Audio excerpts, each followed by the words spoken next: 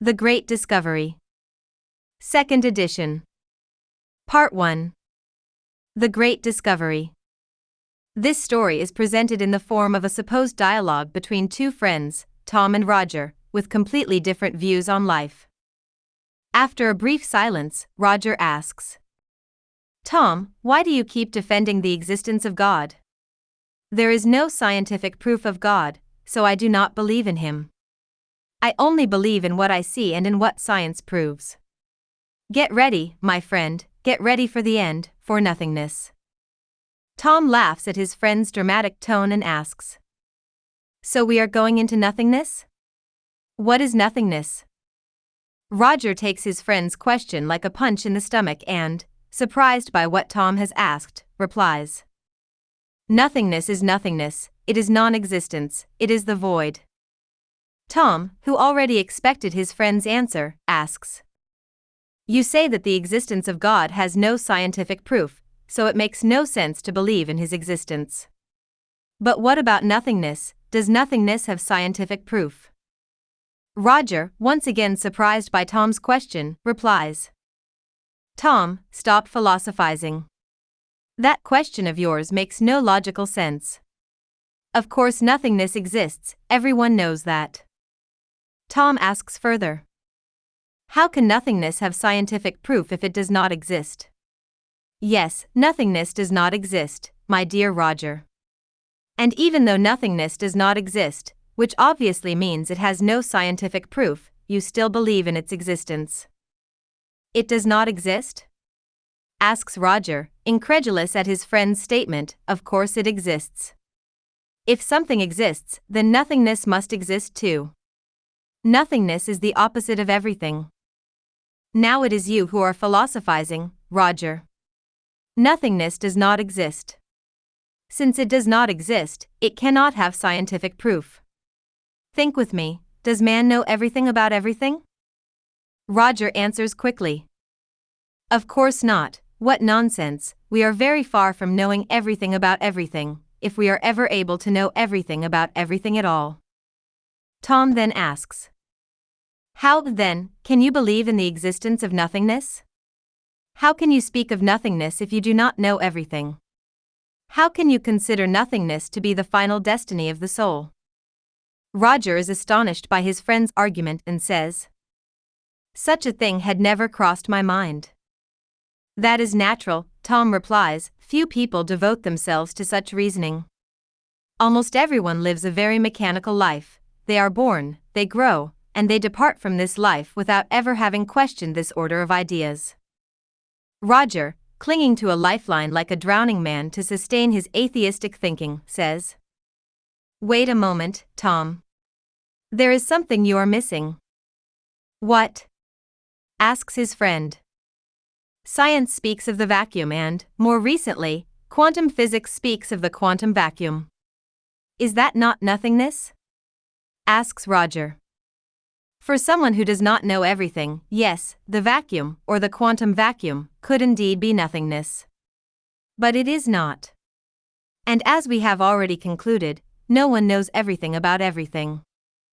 Roger, not entirely satisfied, insists, "But Tom, does quantum physics not show that there are events which happen without a cause? Particles that arise spontaneously from the vacuum, without any apparent reason? Would that not be proof that chance exists and that nothingness can produce something?" Tom answers calmly, "That is an excellent question, Roger, and it shows that you keep yourself informed. But there are two errors here that must be separated. First, the quantum vacuum is not nothingness, it is a field of energy with well-defined properties, governed by precise mathematical laws. A field of energy with laws is not nothingness, it is something. Second, when quantum physics speaks of events without an apparent cause, the key word is apparent. It means that we do not yet know the cause, not that the cause does not exist. It is the same principle as nothingness and chance, they express the limit of our knowledge, not the absence of reality." Roger falls silent for a few moments and says, "So the quantum vacuum, far from being proof of nothingness, is one more proof that there is always something rather than nothing."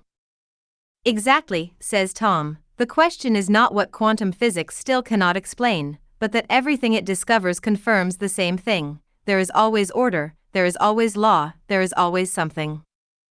Yes, that is true, but just as I cannot say that nothingness exists, you also cannot affirm that nothingness does not exist. Right? Tom looks at his friend and says, "My friend Roger, in a way I can, because to this day there is no scientific evidence that could point us to the existence of nothingness. And we have already realized that the vacuum, or the quantum vacuum, is not evidence of the existence of nothingness. On the other hand, if you think about nothingness, you realize that it is nothing more than a completely abstract concept, devoid of any meaning. It is truly an absurdity." Roger is impressed by his friend's reasoning. He never expected the conversation to lead him to clash head-on with his own convictions and to reconsider them. When Roger was about to speak, Tom says, "There are completely absurd expressions that people commonly use. Some people say, for example, I want a roll with nothing, or I want a roll without nothing. The correct thing would be to say, I want a roll without anything. A roll without anything is a roll without any other food or ingredient." "That makes sense," says Roger. "We often use certain expressions to which we pay not the slightest attention. They are absurd expressions, repeated from generation to generation, without ever being abolished from everyday vocabulary."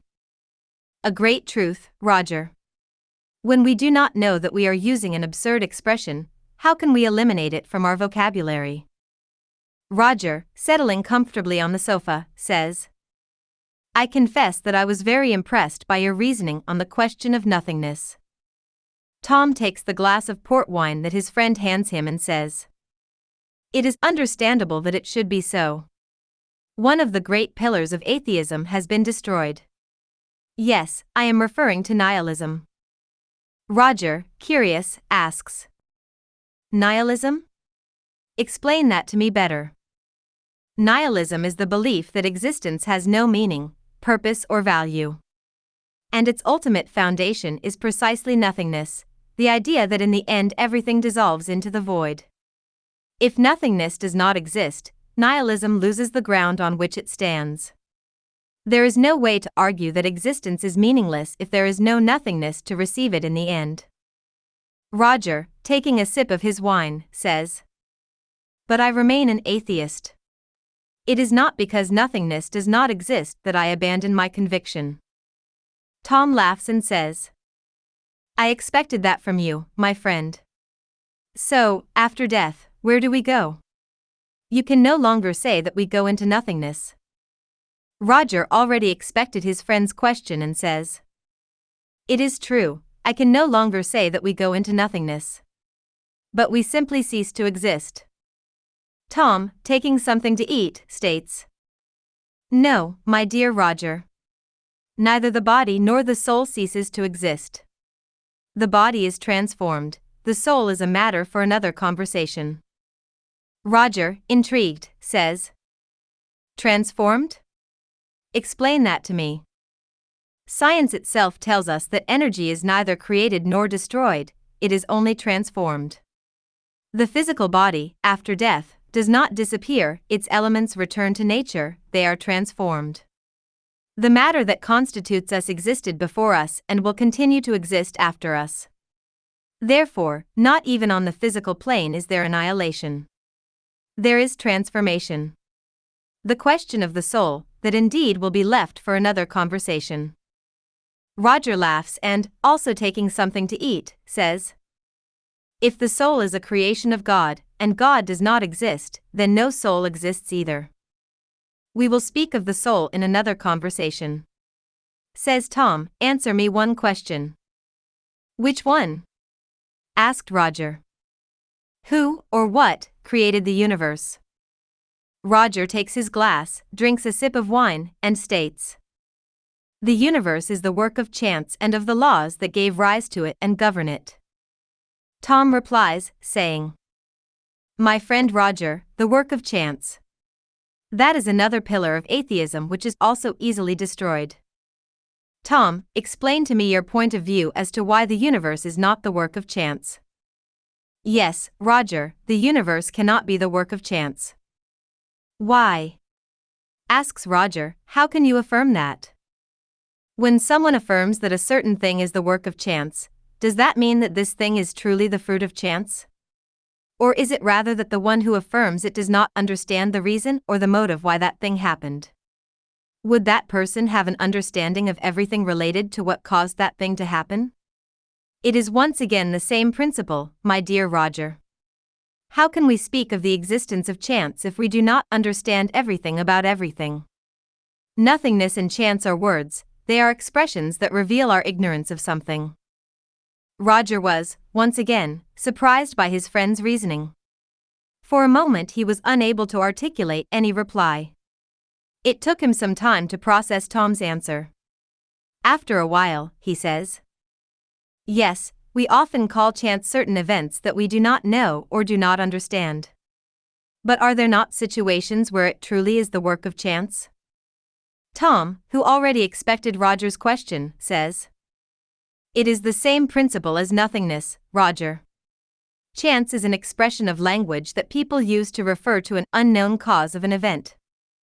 Roger becomes thoughtful and says, "If chance does not exist, if it is only an expression of language, the product of our ignorance of the cause of a given event, how do you explain that the universe is full of chaos, of disorder, of stars that are destroyed, absorbed by black holes, of destructive cosmic events? How can you believe that the universe is the work of an intelligent being?" Tom breaks into a smile and says, "My wife is alarmed when she sees my study and says that everything is disorganized, untidy, a chaos. Yet, if no one touches anything, I know where each thing is. When she tidies or organizes my study, I no longer know where anything is. I only know again when I put everything back according to my own order." Roger bursts out laughing and says, "But Tom, that analogy presupposes precisely what you are trying to prove, that there is an intelligent being behind the order." Tom smiles and replies, "You are right, Roger, and that is exactly the point. The analogy is not a proof, it is an illustration. What it shows is that the appearance of chaos always depends on the point of observation. The order of my study looks like chaos to my wife because she does not know my system. In the same way, what seems to us like chaos in the universe may simply be an order that our intelligence is not yet able to understand. And notice, even what we call chaos in the universe obeys precise mathematical laws. Black holes, supernovae, the expansion of the universe, everything follows laws. And laws, as we shall see, do not arise from chance." Roger lets out a booming laugh and says, "My friend, the universe is far larger and more complex than your study." Tom and Roger could not stop laughing. "Yes, it is true," says Tom, "the universe is far larger. But if you think about it a little, you will realize that the intelligence of the most intelligent man on earth is incapable of understanding the order of the universe. And because we do not understand it, it seems wrong to us, a matter of chance." Once again, Roger is caught off guard by his friend's reasoning. Yes, but would the laws that govern the universe not be capable of creating it and sustaining it? Laws, codes, are the fruit of an intelligence. Things are as they are because something made them so. Where did those laws come from? From nothingness? From chance? We have already reached the conclusion that nothingness and chance are only expressions of language. Roger, thoughtful, says, "You are right. A law always implies a lawgiver. I know of no law, neither physical, nor mathematical, nor moral, that arose by itself, without an intelligence behind it." Tom nods and says, "Exactly. And notice the sophistication of those laws. The gravitational constant, the speed of light, the charge of the electron, if any one of these values were slightly different, the universe would not exist, stars would not form, life would be impossible. The probability that all these constants have the exact value they have, by chance, is mathematically indistinguishable from zero. Physicists themselves call this the problem of the fine-tuning of the universe." Tom, after a pause, continues, Some people think that the human race was created by extraterrestrials. They think that beings from other worlds interfered and created the human being. How absurd! Says Roger. Let us not dwell now on the question of the existence of intelligent life on other worlds. Let us, rather, for a few seconds, grant that those people are right. Yes, let us grant that it was beings from other worlds who created the human race. The question that arises is, who or what created those beings from other worlds? If people think that with this argument they can disprove the existence of God, it backfires on them. Yes, that is true. Says Roger, it is a good question. There are people who think that the life existing on Earth was brought by asteroids that fell here, coming from the universe. Let us, for a second, grant that yes, it was brought from space to here. The question that arises is, what created that life that came from the universe? It is the same principle as those who claim that beings from other worlds created the human race. Indeed, it really is the same principle. Wherever life comes from, it must come from somewhere. Precisely. As Voltaire said, if God did not exist, he would have to be invented. Voltaire said that because without him the universe could not exist and we could not be here having this conversation. Roger, curious, asks. Voltaire? Was he not one of the greatest critics of religion? Exactly. And it is precisely for that reason that it is so significant. Voltaire was not religious, he was a deist, he believed in a creative intelligence through the force of reason, not through faith. And it was precisely through reason that he reached that conclusion. This shows us that the path we are treading is not exclusive to believers or the religious. It is a path open to anyone who thinks with rigor. I am beginning to understand your point of view. But tell me, can you prove that the universe is not the work of chance? Of course. Says Tom, the simple fact that chance does not exist is already a proof in itself. But I could add yet another. Which one? Asks Roger.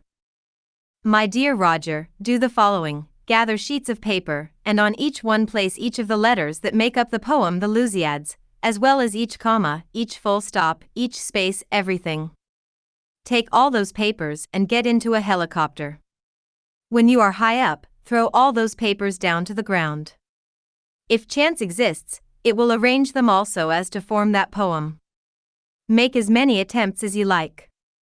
On the day you achieve that feat, tell me, and I will abandon my conviction of the existence of God and will come to admit that chance exists and that it is the cause of the universe.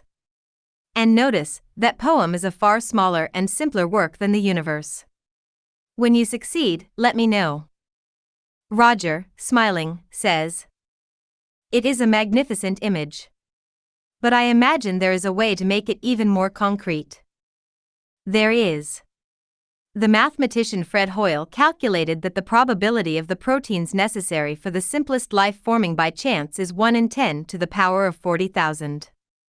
To give you an idea, there are approximately 10 to the power of 80 atoms in the entire observable universe. A number with 40,000 zeros surpasses any human notion of possibility. Hoyle, who was a convinced atheist, was so disturbed by this calculation that he ended up admitting that life could not be the work of chance. His own words were, "The probability of life having arisen by chance is comparable to the probability of a hurricane sweeping through a scrapyard and assembling a Boeing 747. And notice, Hoyle was not religious. He was a scientist who followed the numbers as far as they led him. It is impossible. Says Roger. Just as it is impossible that the universe is the work of chance.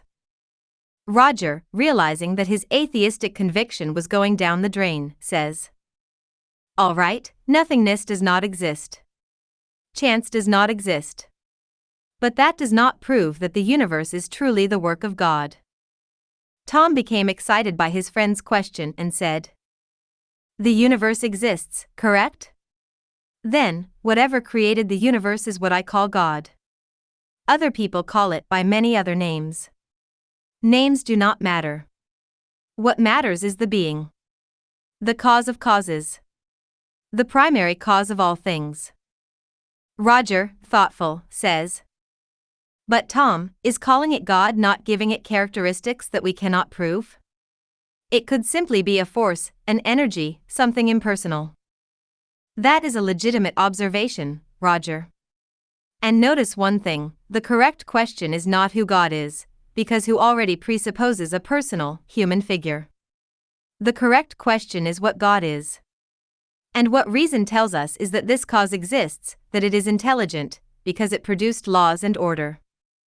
That it is eternal, because if it had had a beginning it would require a prior cause, and that it is unique, because if there were two primary causes, one would necessarily be superior to the other, and that one would be the true primary cause. Call it what you will. What you cannot deny is the being. Roger, raising his hand, says, "Wait, Tom. Before I accept that, there is a contradiction that troubles me. You say that this cause created the universe. But science says that nothing is created, everything is transformed. If nothing is created, how could this cause have created the universe?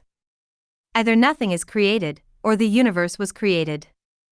It cannot be both." Tom smiles and says, "The law that nothing is created and nothing is destroyed is a law that operates within the universe, after it exists. It is a law of the system. But the primary cause is not within the system, it is the cause of the system. It was the cause that established that very law. The creation of the universe is not a transformation of energy that already existed. It is the origin of energy and of the laws that govern it. Conservation applies to what is within the universe, not to the act that gave rise to it. That is why there is no contradiction. Within the universe, nothing is created, but the universe itself was created." Roger nods slowly. The rule holds for the game, but not for the one who invented the game. Tom smiles. "You could not have put it better. You are right, my friend. God exists. I have no further arguments that could deny his existence. Do you think God cares about us?" Tom breaks into a smile and says, "Just as you and I want the best for our children, and we are imperfect, how much more must God want for us?" Roger, thoughtful, says, "But Tom, that is an emotional argument. How can you prove by reason that God cares about his creatures?" By the same reasoning we have used so far. We have already concluded that the primary cause is intelligent and that it produced laws with extraordinary precision, the fine-tuning of the universe we spoke of.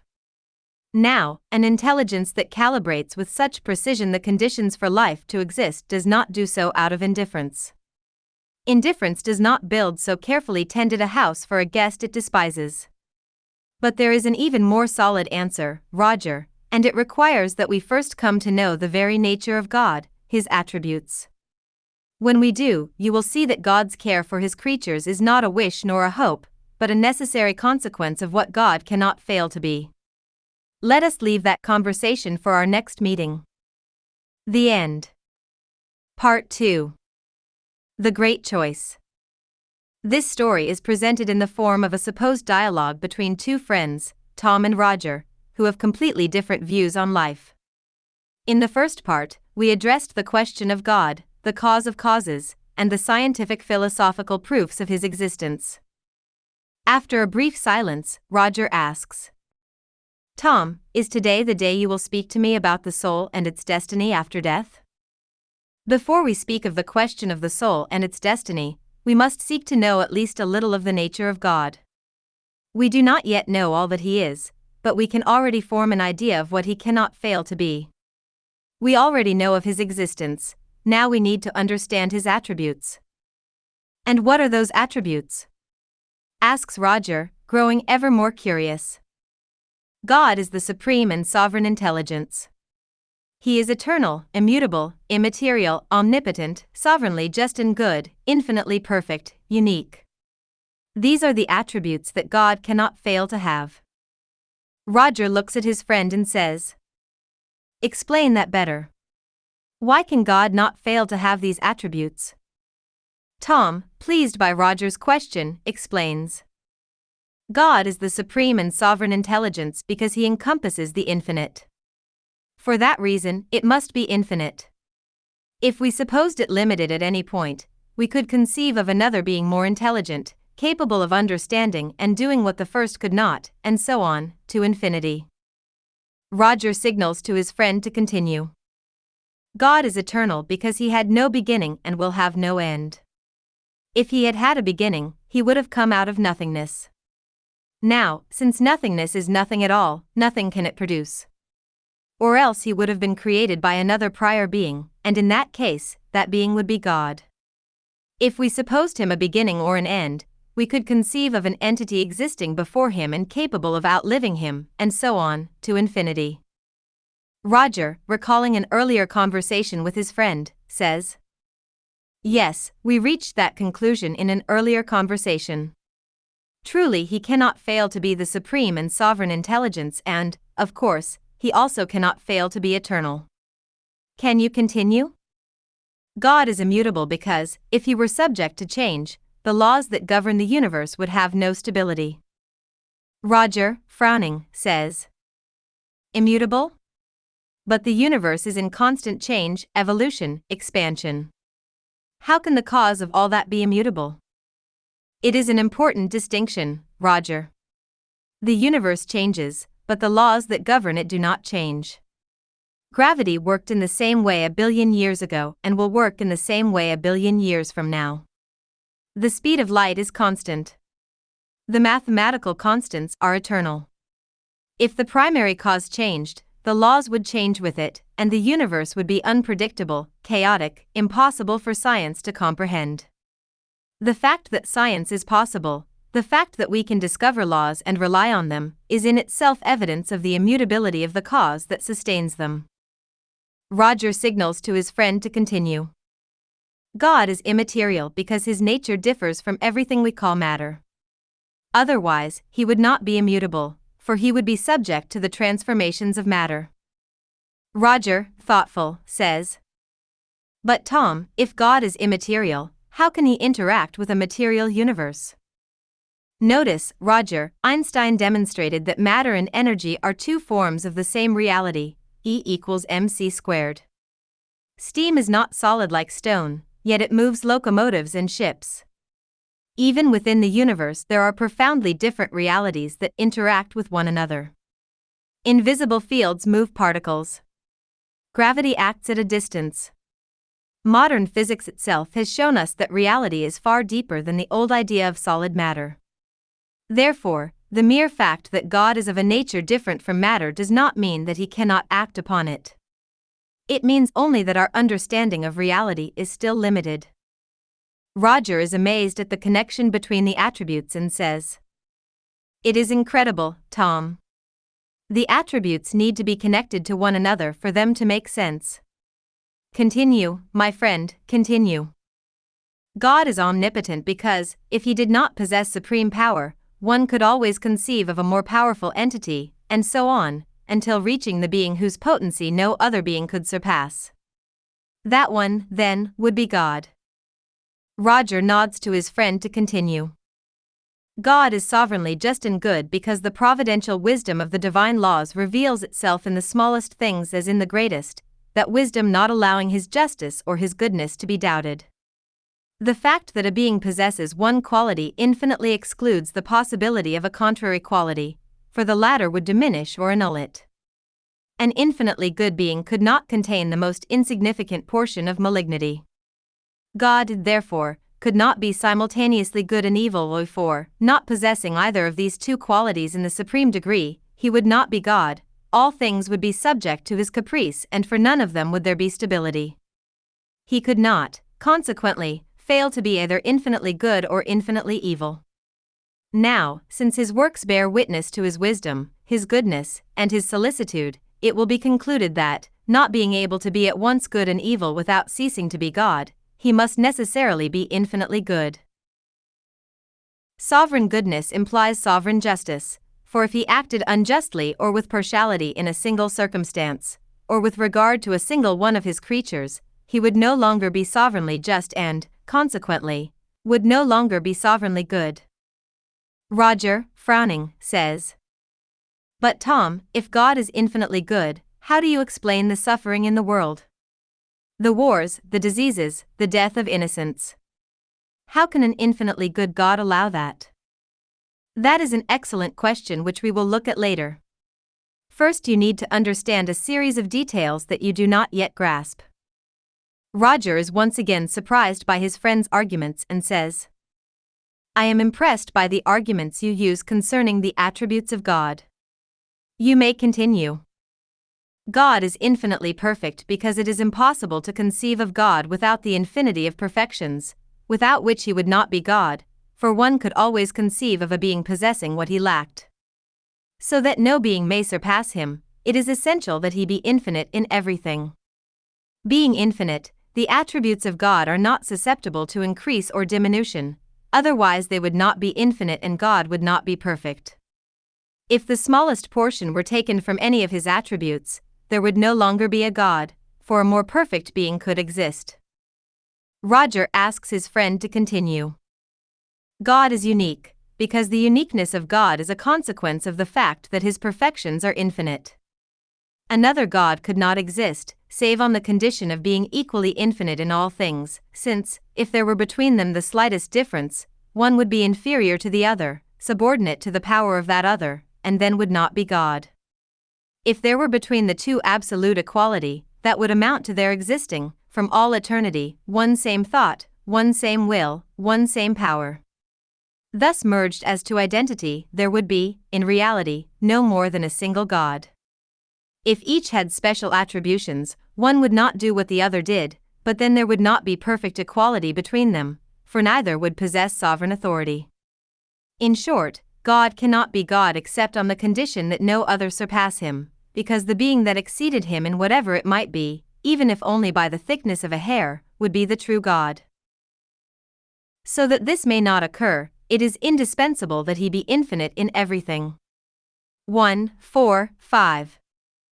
Roger is filled with wonder at the irrefutable logic his friend presents to him concerning the attributes of God and says, Tom, I am astonished by your exposition of the attributes of God.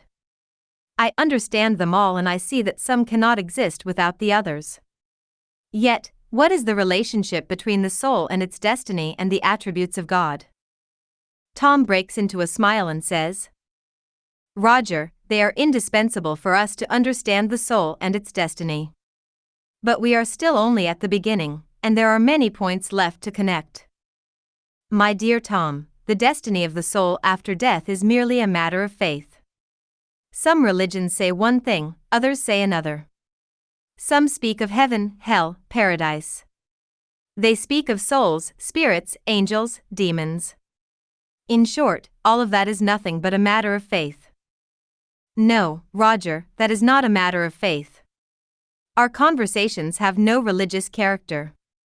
We do not intend here to defend religion A, B, or C. Our conversations are always scientific philosophical.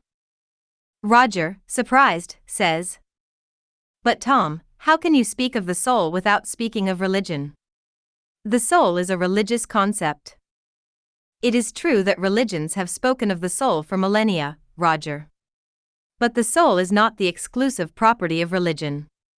Plato explored the nature of the soul as a philosophical and rational question, through the force of pure reason, independently of any belief. Pythagoras, the Stoics, the Neoplatonists did the same. What is most interesting is that thinkers from completely different eras, cultures, and traditions arrived at the same conclusions about the soul, not through faith, but through reason. And more recently, researchers such as Dr. Alexander Moreira Almeida, Dr. Ian Stevenson, and Dr. Pim van Lommel have studied the soul and the survival of consciousness with full scientific rigor. The question of the soul can be approached with philosophical and scientific rigor, without any need to invoke religion. That is precisely what we shall do. 6, 7, 8. Roger is surprised by his friend's answer and says, animated, Very well, then let us speak of the soul and its destiny. Does the soul exist only for as long as the body exists? That is an excellent question, but before we speak of the destiny of the soul we need to know what it is. The soul, or the spirit, is the intelligent being, and it does not depend on whether or not it is linked to a material body. As Tom was about to continue speaking, Roger asks, What is the difference between soul and spirit? It is the same thing. We say soul when it is linked to a physical body, and we say spirit when it is detached from it. Roger signals to his friend to continue. The soul, or the spirit, is the individualized intelligent being. It is endowed with feelings, with will. The soul had a beginning and will have no end. It is immortal.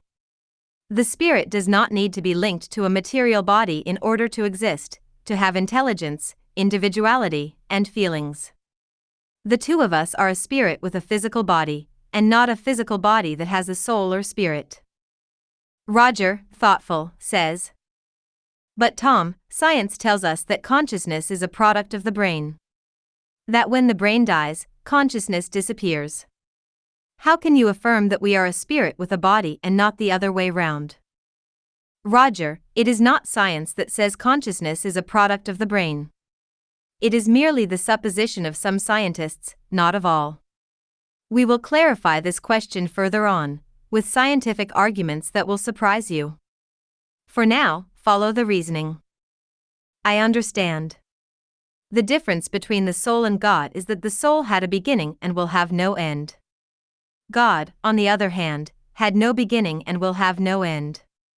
But is intelligence not a characteristic of the brain? No. Intelligence is a characteristic of the spirit. The brain is merely a machine that receives the instructions of the spirit, just as the television shows the images transmitted to it by cable or by antenna. The source of the transmission shown on the television does not originate in the television. If you like, in computing terms, the software is the spirit and the hardware is the brain. Of course, the soul communicates with the body, and the body influences the soul.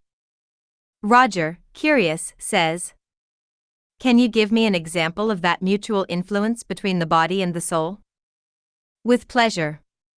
When you are ill, your physical state affects your mood, your thoughts, your disposition, the body influences the soul.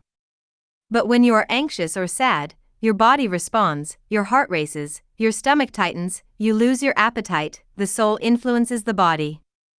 They are two distinct realities but profoundly connected. The software and the hardware communicate constantly. And why is the soul immortal? By the same reasoning we used to understand the attributes of God. Roger. If God is infinitely just and good, and created souls with feelings, memories, relationships of love and friendship, it would be profoundly unjust and contradictory to his own nature to destroy them after so brief an existence. All the bonds of familiarity, of love, of friendship would be lost. The good deeds practiced in life would be lost.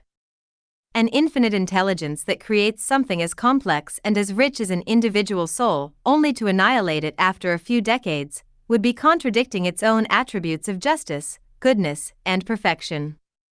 The immortality of the soul is not a caprice of God, it is a logical and inevitable consequence of his own nature. Was the soul created for that body, or did it already exist before it? An excellent question, yet a very easy one to answer. If the soul were created for a particular body, how do we explain the fact that some children are good and others bad, rebellious, within the same family, placed in the same environment, both having a similar upbringing? They are very different souls. Where would that difference come from? Where would that goodness, that gentleness in some, and in others that wickedness, that rebelliousness come from, if they did not exist before their material bodies? Did God create some souls better than others? Obviously not. That idea violates the attribute that God is infinitely just and good. God being supreme justice and goodness, he cannot create some souls better than others. God must create them all in the same state, at the same level of development. Roger interrupts Tom and says, I now understand why we cannot comprehend the soul and its destiny without comprehending the attributes of God. Continue, Tom. Without doubt, Roger. If we do not comprehend the attributes of God, we cannot comprehend the soul and its destiny. Still speaking of children, imagine two children, one is born into a good family, which gives it good examples. The other is born into a bad, perverse family, which gives it the worst examples. Once again, the idea that souls are created for the body violates the attribute of God's sovereign justice and goodness, because, while one soul would find it easier to follow the good path, the other would more easily be dragged towards wickedness and perversity. It is a tendency, not an irresistible dragging. Since good families can have bad children and bad families can have good children, why would God place one soul in a good family and another in a bad family? The thought that the soul is created for the body, that it did not exist before it, violates the attribute of God's supreme justice and goodness. Roger signals to his friend to continue. If the soul were created for the body and did not exist before it, what would be the destiny of that soul when a child dies at a tender age or shortly after being born? That soul had no time to do either evil or good. Then, where would it go after the death of the physical body? To some hell? No, because it did nothing to justify such a punishment. To some kind of heaven or paradise. But what good did it do to justify such a reward? To some limbo? Would that not already be a punishment or a reward? That idea violates the attribute of God's supreme justice and goodness. Roger is astounded by his friend's reasoning and says, Yes, it makes no sense at all that the soul is created for the body. Yes, God can only have created all souls equal. Without doubt, my friend. God created all souls equal, like a blank sheet. Little by little, they write their own history, marking it with the traits of their own will. Then where do souls come from? When were they created? We will look at that later. Before that, we need to understand where the soul goes after death. Will it go to a heaven or paradise? To a hell? To a limbo? Will it go into the universal whole, as the pantheists maintain? I do not know, tell me.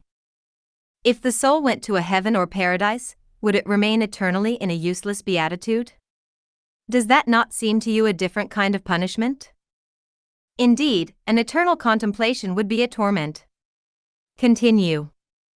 If it went to a hell, would it remain in suffering eternally, without any possibility of repentance? That idea contradicts at least two attributes of God, that of supreme intelligence, because, if even one of the souls he created went to a hell, it would be the confirmation of his failure towards that soul, and that of supreme justice and goodness, because God would need to be very evil to leave one of his children in eternal suffering without remission. A single misdirected existence would suffice for God to decree upon that spirit an eternal torment, in an act of vengeance against his creature. That is not just, it is not good, and it is not intelligent. Indeed, the idea of hell turns God into a terrible and punishing being. Continue, my friend. If it went into the universal whole, it would lose its individuality for all eternity. We saw that the soul is an individual being, it had a beginning and will have no end, therefore it cannot lose its individuality. Pantheistic thought has yet another problem. The idea that the universal whole is constituted by God and by his creatures contradicts his attributes. If that were so, then God would no longer be the supreme intelligence, since there are beings of very little intelligence who would form part of the universal whole. The attribute of God's immutability would also be annulled or diminished by the same principle, as would the attribute of God's omnipotence. The attribute of sovereign justice and goodness would also be annulled or diminished, because some souls are more good than others. The attribute of God's infinite perfection would also be annulled, since some souls are better than others. Roger then says, Yes, one understands that the soul had a beginning and will have no end. That it will be eternal. One also understands the impossibility of the soul's destiny being some heaven or paradise. One also understands the impossibility of the soul's destiny being some eternal hell. One also understands the impossibility of the pantheistic ideas. It is also logical that the soul's destiny is not some limbo. Yes, my dear Tom. All of that is profoundly logical. There is no way to sustain those absurd and irrational ideas. But, after all, what will be the destiny of the soul? Tom breaks into a smile and says, My dear Roger, the soul has already lived before, animating other bodies, and it will live again afterwards, animating new bodies. in a succession of material existences. The name for that is reincarnation. Roger, surprised, says, "Reincarnation? But is that not a religious Eastern idea?" "That is what many think, Roger. But reincarnation is not the property of any religion. In ancient Egypt, more than 3,000 years ago, the idea of the survival of the soul and of its return was central to their view of the world. In India, philosophers explored reincarnation long before the rise of the great organized religions. Plato defended it in ancient Greece. So did Pythagoras. So did the Celtic Druids. The philosopher Giordano Bruno was burned by the Inquisition, in part for defending similar ideas. Cultures that never communicated with one another arrived at the same conclusion, which is in itself significant. And more recently, as we shall see, scientists from various continents have investigated this phenomenon with academic rigor. Reincarnation is not a matter of faith, it is the logical conclusion of everything we have already discussed. It is the only answer that does not violate any of the attributes of God that we have established. So we have already lived before? And we will live again when these bodies die? Yes, precisely. Reincarnation is the pedagogy of God. It is the great choice of God. Wait a moment, this is incredible, and it explains all those things we had been talking about. Yes, of course. Now I can connect all the dots. The good child was the soul that had already progressed in other existences, and the bad, rebellious child is the soul that has not yet managed to improve itself. And that example you gave about the child who is born into a good family and another into a bad family, I think the bad soul that is born into a good family may be a soul that is making every effort to become good. And the good child that is born into a bad family has the task of improving that family through good examples. I now also understand that case of children who die at a tender age or shortly after being born. Through the soul's multiple existences, it passes through every kind of experience in order to become better. All right. But tell me, after the death of this body, will the soul take another body immediately? No, Roger. The soul remains in the universe, or you may call it the spiritual reality. Outside matter as we know it here. Roger frowns and says, "If the soul remains in the spiritual reality between lives, why does it not remain there forever?" And I am not talking about remaining idle, that, I know, would be a punishment. I am talking about remaining there active, evolving, learning, helping other spirits. Why return to a body through reincarnation? Tom smiles, pleased with the question, and says, "There are lessons that only matter provides. In the body, the soul has the possibility of experiencing temptations that it does not have in the spiritual reality.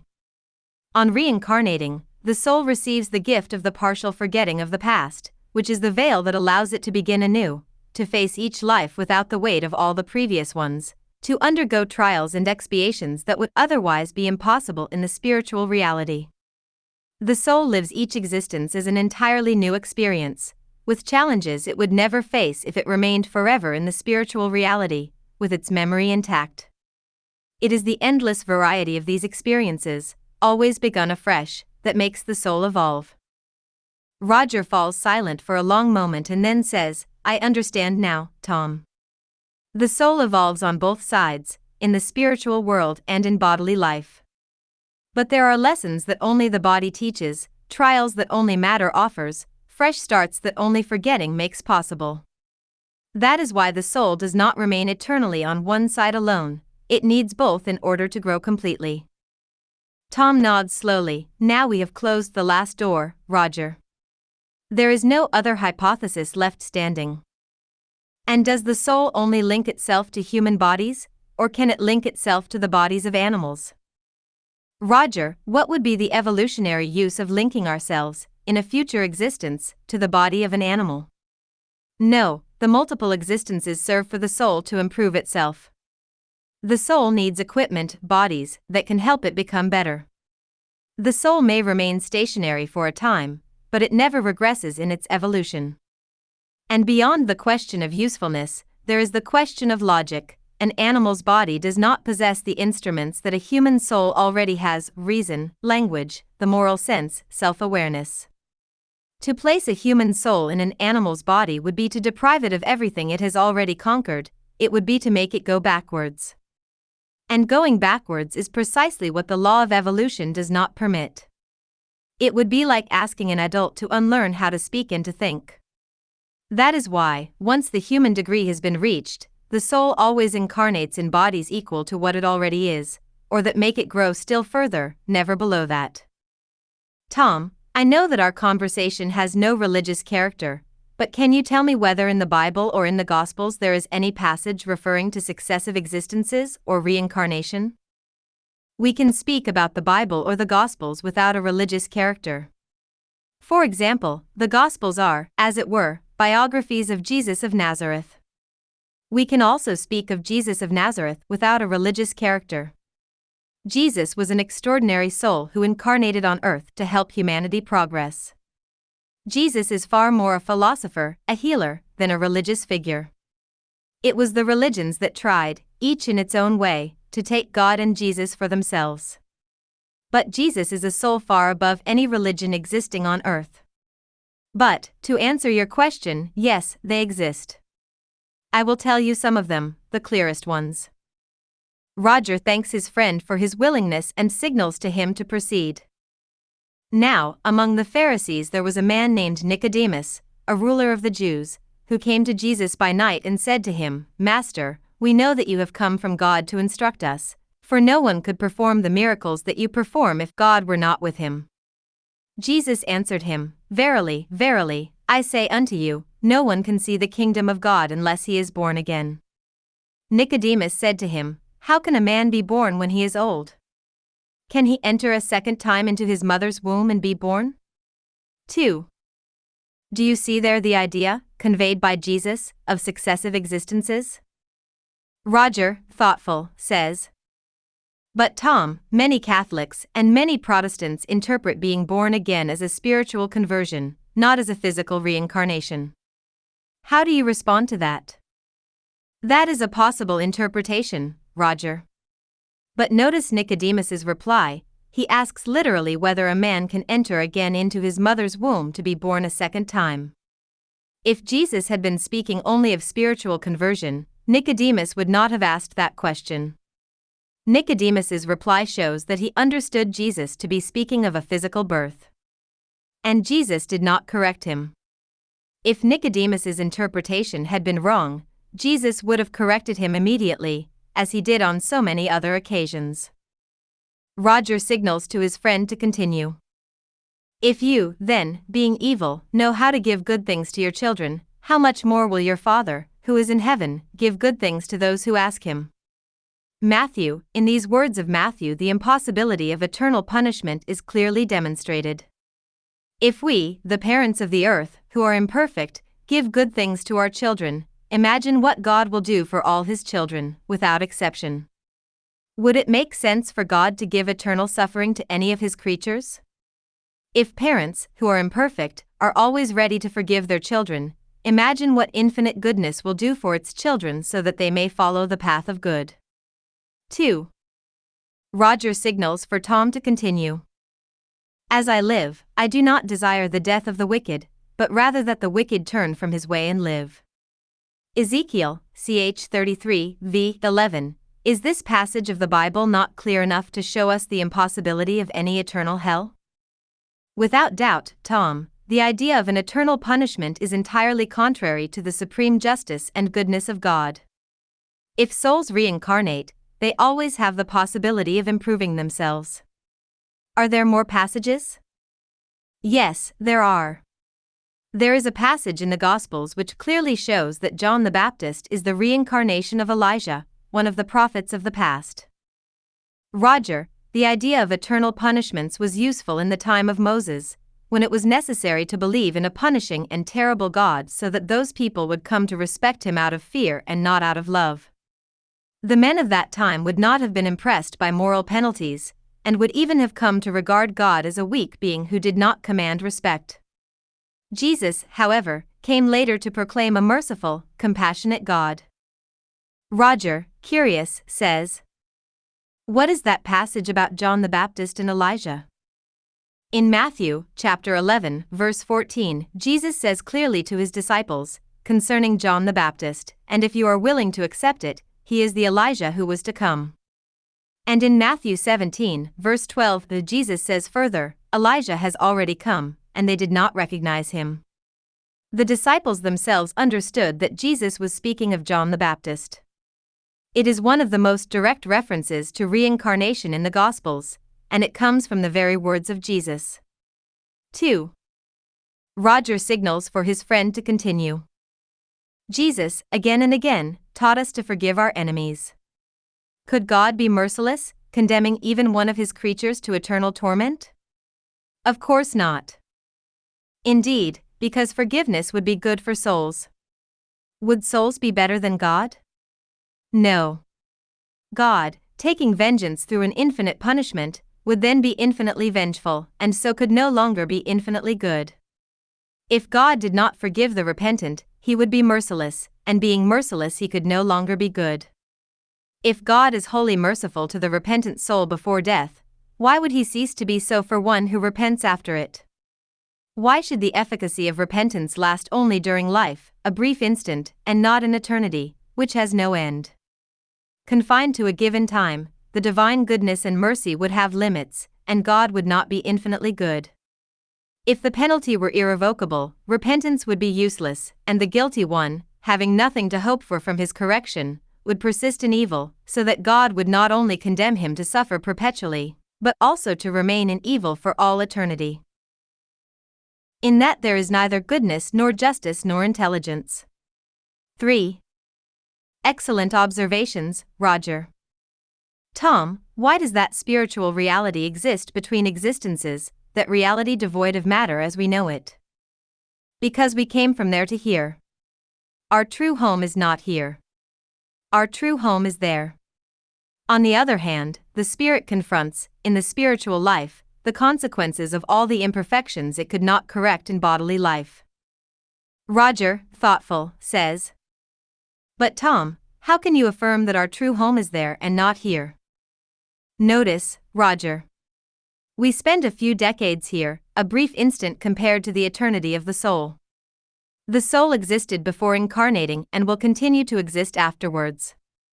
Bodily life is a passage, not a destination. It is like a student who goes to study in a city far from home. The city where he studies is important, it is where he grows and learns, but his true home is another. And when he finishes his studies, he returns. The spiritual reality is not an empty waiting place, it is where the soul reflects on what it has lived, faces the consequences of its imperfections, and prepares for the next existence. How many times does the spirit reincarnate? Or is the process of reincarnation also eternal, like the soul? The spirit incarnates as many times as necessary. At the moment when it is no longer necessary for it to incarnate, it lives solely and only as a spirit. So incarnation only occurs while the spirit is imperfect, is that it? Yes, precisely. When it no longer needs to incarnate, it is because it has already attained the state of purity. It has evolved, both intellectually and morally, to the point of being a pure spirit.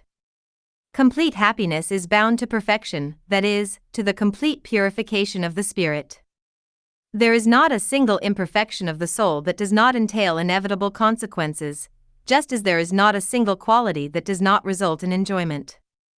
By virtue of the law of progress, which gives every soul the possibility of acquiring the good it lacks, as of divesting itself of the evil it has, according to its own effort and will, evolution is open to all creatures. Suffering depending on imperfection, as enjoyment depends on perfection, the soul carries with it its own punishment or reward, wherever it may be. The good and the evil we do arise from the evolutionary stage we have reached. Not to do good when we can is, therefore, the result of an imperfection. If every imperfection is a source of suffering, the spirit will suffer, not only for the evil it did, but also for the good it failed to do in its life. The spirit suffers for the evil it did, so that, its attention being constantly directed to the consequences of that evil, it better understands its drawbacks and seeks to correct itself. The justice of God being infinite, good and evil are rigorously taken into account, there being not a single action, a single good or evil thought that has no consequences. There is not a single good impulse of the soul that is lost, even in the most perverse, such actions constituting a beginning of progress. Every fault committed, every evil done is a contracted debt that must be paid. If it is not paid in one existence, it will be in the next or the following ones, because all existences are bound together in solidarity. He who settles his debt in one existence will not need to pay a second time. 3.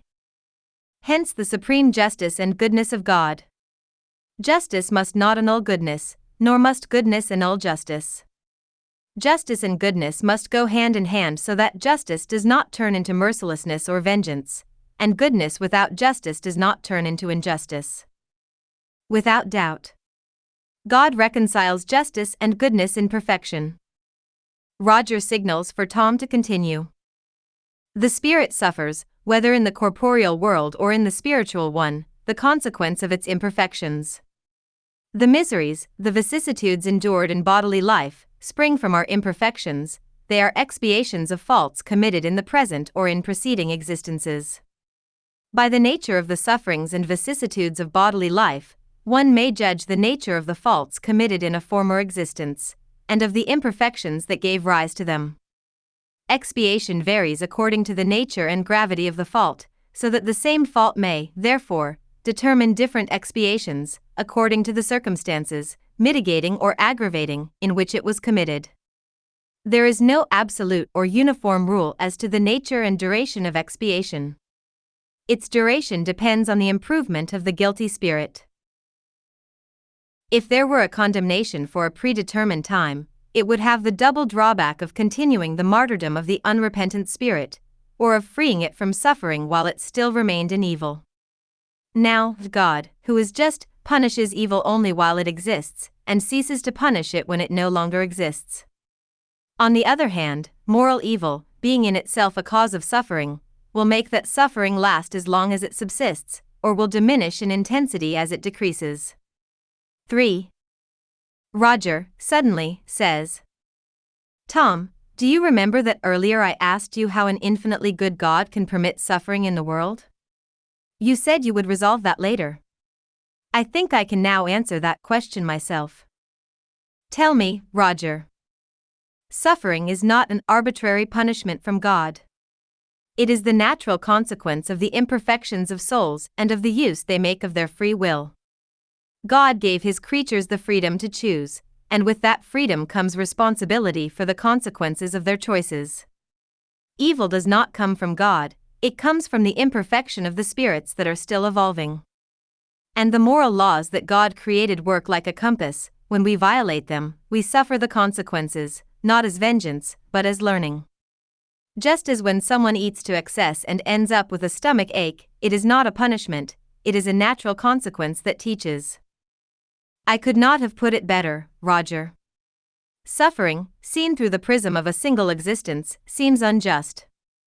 Seen through the prism of the eternity of the soul and of reincarnation, it reveals itself as part of a process of evolution and improvement.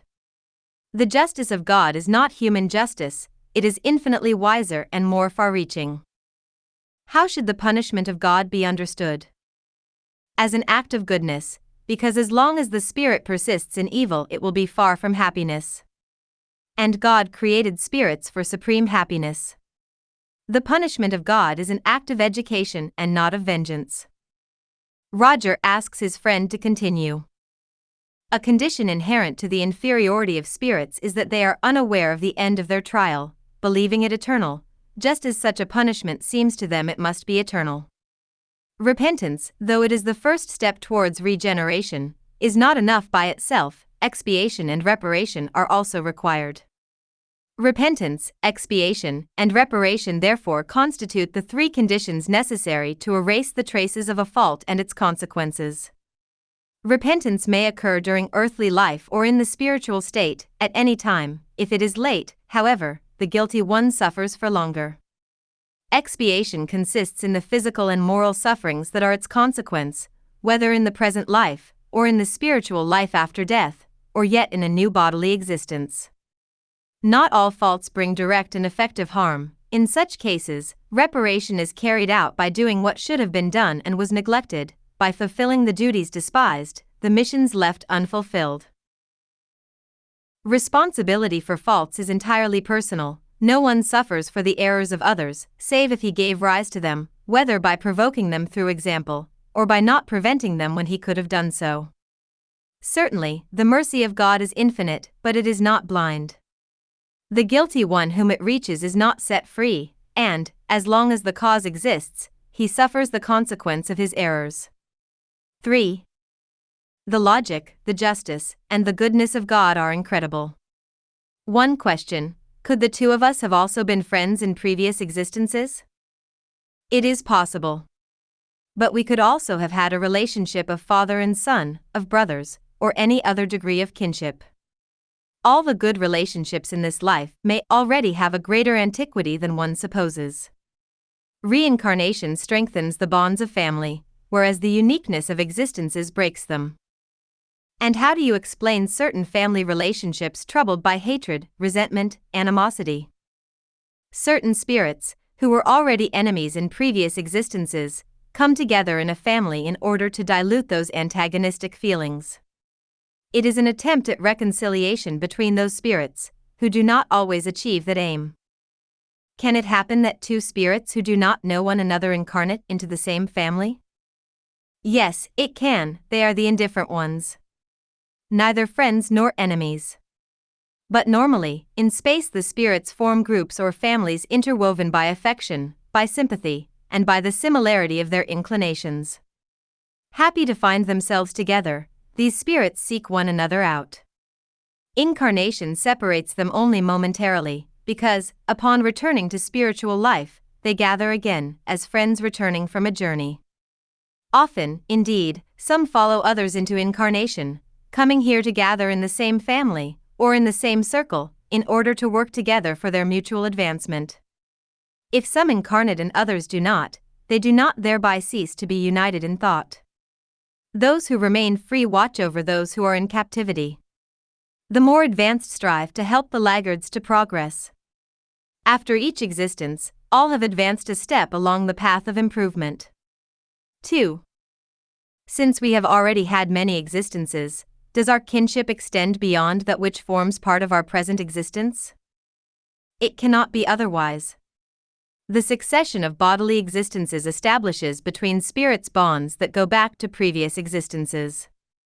That is why, often, the sympathy or antipathy that exists between two or more people seems strange to us.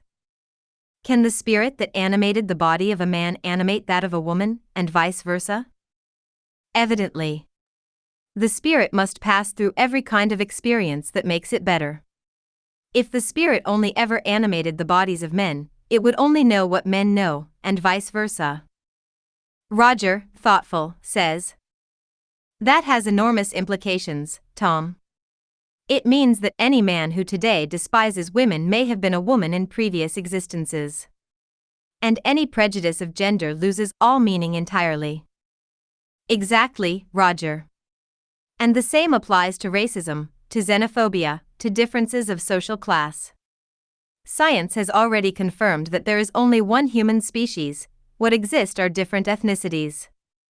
If the spirit can incarnate in bodies of different ethnicities, genders, nationalities, and social classes, then all those prejudices reveal only the ignorance of those who hold them. Deep down, when we look upon another human being with contempt, we may be looking at what we once were or at what we shall be. What are angels? Angels are more evolved spirits. It could not be otherwise. If God created angels different from spirits, he would be being unjust, because spirits would only progress through their own effort, while angels would have nothing to endure. That idea annuls the principle of God's supreme justice and goodness. Yes, it makes complete sense that it should be so. And demons, devils, what are they? There are no beings eternally turned towards evil, they are merely a figure representing wickedness. If spirits continually perfect themselves, there is no room left for the existence of demons, of devils, or of any other name one might wish to give them. Yes, reincarnation makes all spirits good. Yes, there is no escaping evolution. Sooner or later, spirits become pure. What scientific investigations are carried out on the spirit and its destiny after the death of the physical body? They are many and of various kinds, more recent or older, on every continent. There are investigations carried out on near-death experiences, on deathbed visions, on out-of-body experiences, on children who recall past existences, on instrumental transcommunication, on memory regression to previous existences, on mediumship, and others. They are investigations carried out by scientists from various fields. Roger, curious, says, "Can you give me some concrete examples of these researchers and their discoveries?" With pleasure. Dr. Ian Stevenson, of the University of Virginia, devoted 40 years to studying children with memories of previous lives, documenting more than 3,000 cases on every continent. Cases in which children described with precision places, people, and events from previous lives that they could never have known. 7. The Dutch cardiologist Dr. Pim van Lommel published in the scientific journal The Lancet a rigorous study on near-death experiences in patients in cardiac arrest, without measurable brain activity, who reported detailed and verifiable conscious experiences. 8. And Dr. Alexander Moreira Almeida, a psychiatrist, published through Springer Nature, one of the largest scientific publishers in the world, a comprehensive investigation into the survival of consciousness after death. 6. Roger, even more curious, says, "Tom, the names and the fields of investigation are convincing. But do you have concrete cases? Specific cases that impressed you?" You are quite right to ask that, Roger. The cases are the part most difficult to ignore. I will give you a representative case of each type of investigation. Children with memories of previous lives. The case of Shanti Devi, investigated in India in the 1930s and later documented by Ian Stevenson. This child, from the age of 4, described in detail her previous life as Lugdi Devi, in a city called Mathura, hundreds of kilometers from where she lived. She described the husband, the children, the house, the habits, details of her death during childbirth. A committee of investigation was formed and took the child to Mathura for the first time. She recognized the city, found her way to the house on her own, identified her former husband among a crowd, and mentioned details that only someone who had lived there could know. Everything was verified and documented. 7. The case of James Leininger, investigated by Jim Tucker of the University of Virginia. James was an American boy who, at the age of 2, began to have recurring nightmares about an airplane crashing in flames. He described in detail being a World War II pilot named James Houston Jr. He identified the name of the aircraft carrier on which he served, the names of squadron comrades, and the model of the airplane. His parents, initially skeptical, verified that all the information corresponded to a real pilot who had died in combat in the Pacific in 1945. Tucker published this and other cases in the book Life Before Life. 7. Near-death experiences. The case of Pamela Reynolds, documented by the cardiologist Michael Sabom in the book Light and Death. Pamela underwent brain surgery in which her brain was completely drained of blood and cooled to a temperature that made any neurological activity impossible. The electroencephalogram was completely flat. She was clinically dead. When she was resuscitated, she described with precision the surgical instruments used, the conversations of the medical team, and the details of the procedure. The surgical team confirmed the accuracy of her descriptions. This case is considered one of the most rigorously documented in this field. 9. From Pim van Lommel's study, in The Lancet, a man was admitted in cardiac arrest, unconscious. During resuscitation, a nurse removed his dentures and placed them on a trolley of materials. When the patient regained consciousness, days later, he recognized that nurse, told her where his teeth were, and described the trolley with precision, as well as details of the resuscitation room and of the procedures that took place while he was clinically dead, without brain activity. 8. Deathbed visions. The case documented by the physician Sir William Barrett in the book Deathbed Visions. A woman named Doris, in the terminal phase, began to describe visions of her deceased father coming to fetch her. The extraordinary thing is that Doris also described the presence of her sister, but the family had deliberately concealed from Doris that her sister had died days earlier, so as not to distress her. Doris could not have known of her sister's death by normal means. Barrett documented dozens of similar cases in which the dying described the presence of people they did not know had died, eliminating the hypothesis of hallucination fueled by expectation. 10. Out-of-body experiences. The case investigated by the psychologist Kimberly Clark Sharp. A patient named Maria suffered a cardiac arrest in a hospital in Seattle. After being resuscitated, she reported that during the arrest she had left her body and seen, on the ledge of a third-floor window, a blue sports shoe with a specific detail.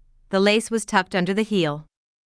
Clark Sharp verified this personally and found exactly the shoe described, in the place indicated, with the lace under the heel, a detail invisible from any window of the hospital, which Maria could never have observed by normal means. 11. Memory regression to previous existences. The case documented by the psychiatrist Brian Weiss in the book Many Lives, Many Masters. A patient named Catherine, treated for phobias and chronic anxiety, underwent therapeutic hypnosis. Unexpectedly, she began to describe in detail lives in different historical eras. What made the case scientifically remarkable was that Catherine conveyed specific information about Weiss's own family, including the name of his deceased son and details of that son's death, which were unknown to the public and which Weiss verified to be accurate. Weiss, a skeptical academic psychiatrist, published the case after years of hesitation, aware of the cost it would have for his reputation. 12. Mediumship. The case of Leonora Piper, investigated by William James, professor of philosophy and psychology at Harvard and founder of American Psychology. James was profoundly skeptical when he began to investigate Piper, a medium who conveyed messages from deceased persons. After years of rigorous investigation, including private surveillance to verify that she did not gather information beforehand, and sessions with anonymous participants, James concluded that Piper conveyed information impossible to obtain by normal means. His report, published in the Proceedings of the Society for Psychical Research, is considered one of the most rigorous documents in this field. James wrote, "I have found my white crow. A single white crow is enough to prove that not all crows are black." 13. Instrumental transcommunication. The investigations of the engineer Friedrich Jurgensen, in Sweden, in the 1950s. Jurgensen was recording birdsong for an ornithological documentation when, on reviewing the recordings, he discovered voices that answered his questions and mentioned the name of his deceased mother. These investigations were taken up by the psychologist Konstantin Radov, who documented more than 100,000 voice recordings under controlled laboratory conditions, with equipment shielded against radio interference. Radov's book, Breakthrough, was analyzed by engineers at Pi Records, in the United Kingdom, who confirmed the presence of the voices without being able to explain them. 14. Roger falls silent for a moment and says, "Tom, these cases are extraordinary. And what makes them different from mere stories is precisely the fact that they were investigated with rigor, by people with no interest in proving anything, and that the details were verified independently." That is exactly it, Roger. The strength of these cases lies not in the faith of those who lived them. It lies in the independent verification of the facts. And they are in the thousands, not in the dozens. On every continent. With patterns that repeat consistently, regardless of culture, religion, or era. Roger, thoughtful, says, "But Tom, do you remember that earlier the question of whether consciousness is a product of the brain was left unanswered? Do these studies answer that?" They do, Roger. If consciousness were merely a product of the brain, it would be impossible for patients in cardiac arrest, without any measurable brain activity, to have detailed and verifiable conscious experiences. and it would be impossible for children to recall previous lives with precision. The correlation between the brain and consciousness does not mean that the brain produces it, it means that the brain is the instrument through which the spirit manifests itself in the material world. When the instrument fails, the spirit's ability to manifest through it is reduced, like a radio with interference, which distorts the signal without the source of the transmission ceasing to exist. The complete liberation of the spirit from the physical body only happens at death. Roger says, when a person suffers a brain injury, their personality changes. They lose their memory, or their speech, or their judgment. There are cases of people who changed completely in character after an injury. If the soul were independent of the brain, how do you explain that a blow to the head changes what a person is? Tom says, return to the image of the television. Imagine a faulty television set. The picture appears distorted, the colors wrong, the sound broken. Would you say, on seeing that the fault changed the program being broadcast? No. The program, at the broadcasting station, remains intact. What changed was the set's ability to show it faithfully. The brain is that set. When it is damaged, the spirit does not change, what changes is the way it is able to manifest itself through a faulty instrument. The personality we see altered is not the soul that changed, it is the soul expressing itself through a broken receiver. Remove the fault, and the signal passes through clearly again. And there is something that materialism cannot explain. If the brain produced consciousness, an injury should only diminish it, erase it little by little. Yet there are documented cases of terminal lucidity, patients with brains severely destroyed by dementia who, hours before dying, suddenly recover their clarity, recognize their relatives, say their goodbyes. If consciousness were the brain, that would be impossible. A destroyed organ does not produce lucidity. But a source that is intact, freeing itself from an instrument that no longer confines it, does. Roger falls silent, and then says, the faulty television does not ruin the program. It only ruins the way of seeing it. I understand the analogy. Tom smiles, exactly. Roger, intrigued, says, but Tom, if these investigations exist and are conducted by serious scientists at respected universities and published in leading scientific journals, why are they not accepted by the entire scientific community? That is a very pertinent question, Roger, and the reasons are several. First, there is a deeply rooted scientific prejudice. Many scientists start from the conclusion that consciousness is a product of the brain and analyze any contrary evidence with that conclusion already formed. That is not science, it is dogma in scientific language. Second, there are religious prejudices, and this may seem surprising, but there are scientists tied to Catholic or Protestant churches for whom reincarnation is a heresy, and this unconsciously influences the way they assess the evidence. Third, there is a career problem. A scientist who publishes investigations on the survival of consciousness risks being marginalized by his peers, losing funding, and seeing his academic reputation compromised. The professional price of going against the dominant consensus is very high.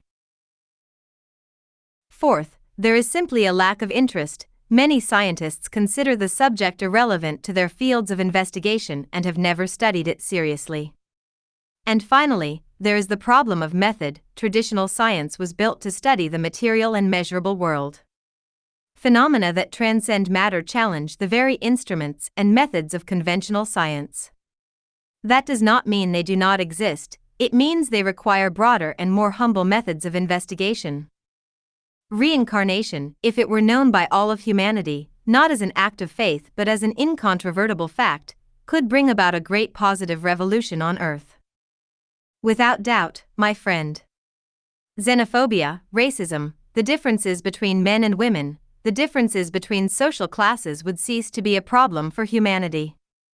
Xenophobia, because we may incarnate in countries that today we consider our enemies, and our enemies may incarnate in our own country.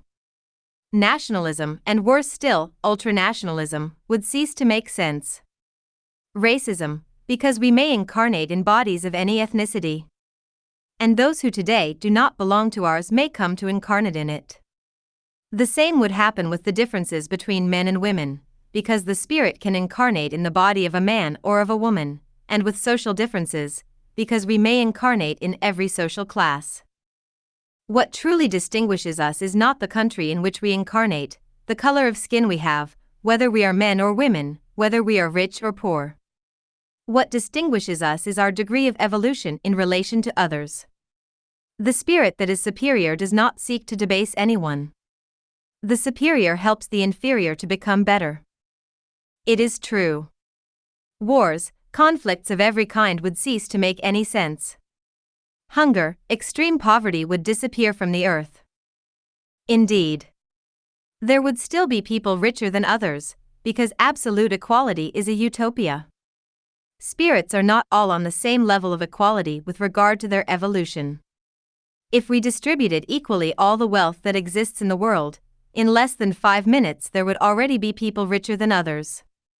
The problem does not lie in the existence of wealth itself, but in the excess found in the way wealth is distributed. It makes no sense that there should be extremely rich people and others dying of hunger. You are right.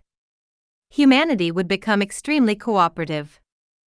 Roger, thoughtful, says, Tom, do you remember that earlier I asked where souls come from and when they were created, and you said we would look at that later? You have not yet answered.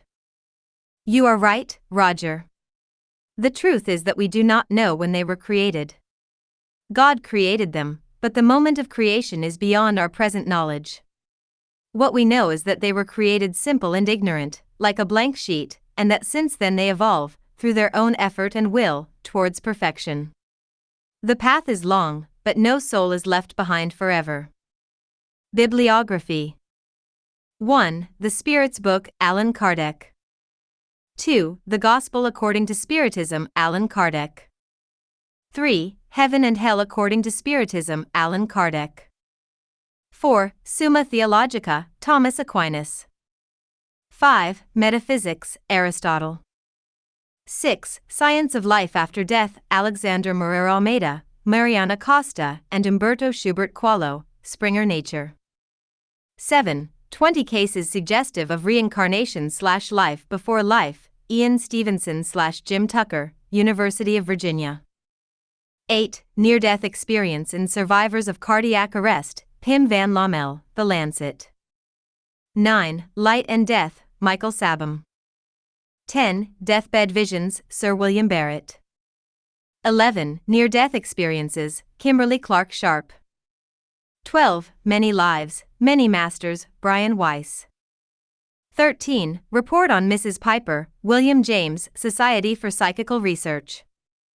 14. Breakthrough, Konstantin Radov. The End. You shall know God and you shall love God. Spinoza. Reincarnation is the pedagogy of God and his great choice to lead man to complete happiness.